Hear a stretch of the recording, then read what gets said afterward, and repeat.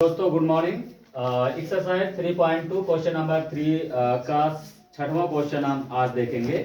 चलिए बात करते हैं आगे। ठीक है, अब देखिए 5 वर्ष बाद जयकत की आयु उसके पुत्र की आयु से 3 गुनी हो जाएगी और 5 वर्ष पूर्व जयकत की आयु उसके पुत्र की आयु से 7 गुनी थी। उनकी वर्तमान आयु क्या होगा?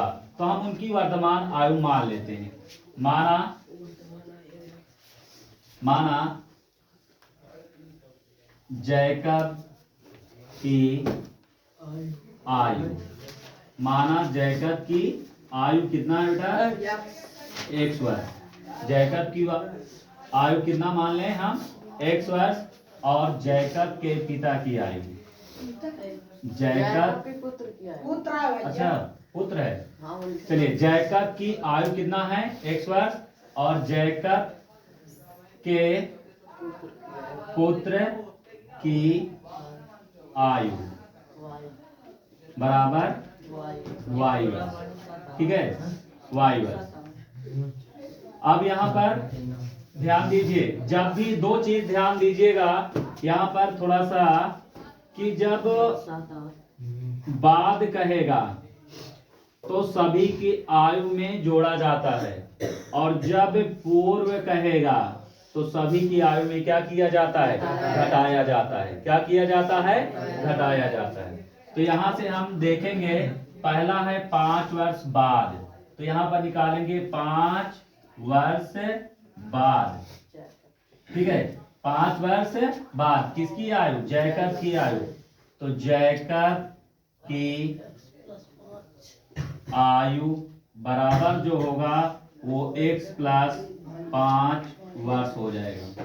और पुत्र की आयु, पुत्र की आयु, जो पुत्र की आयु होगी वो हो जाएगी y प्लस 5 वर्ष। क्या हो जाएगी? y प्लस 5 वर्ष। तो प्रश्न के अनुसार, प्रश्नानुसार अगर हम कहें तो कह रहा है 5 वर्ष बाद जयकब की आयु, किसकी? जयकब। तो जयकब की आयु क्या है बेटा? 5 वर्ष बाद x प्लस 5, और उसके पुत्र की आयु, पुत्र की आयु क्या है? y plus 5। ठीक है, पुत्र की आयु से 3 गुनी हो जाएगी। यदि हम पुत्र के आयु में 3 गुना कर दें तो आपस में ये दोनों आयु क्या हो जाएंगी? बराबर हो जाएंगी। तो यहां से होगा x प्लस 5 बराबर, ये हो जाएगा 3 के 3y, 3 बचे 15। ये प्लस है, इधर जाएगा माइनस, तो x माइनस 3y बराबर 15, और ये प्लस है, इधर आया माइनस 5। x माइनस 3y बराबर 15 में से 5 गया 10। समीकरण नंबर 1। समीकरण नंबर 1 यहाँ तक समझ में आया? किसी कोई दिक्कत? अब यहाँ पर ध्यान देना, इसी को ध्यान देना है। अब कह रहा 5 वर्ष पूर्व, तो यहाँ पर हम निकालेंगे 5 वर्ष पूर्व। 5 वर्ष पूर्व किसकी आयु? जयकब की आयु। ठीक है, जयकब की आयु, जयकब की आयु क्या हो जाएगी? x माइनस 5 वर्ष। ठीक है, और पुत्र की आयु, पुत्र की आयु, पुत्र की आयु जो होगी बेटा वो हो जाएगी y माइनस 5 वर्ष। अब यहां पर ध्यान दीजिए, द्वितीय शर्त के अनुसार, द्वितीय शर्तानुसार। ठीक है, द्वितीय शर्त में क्या है? कहा है 5 वर्ष पूर्व जयकब की आयु।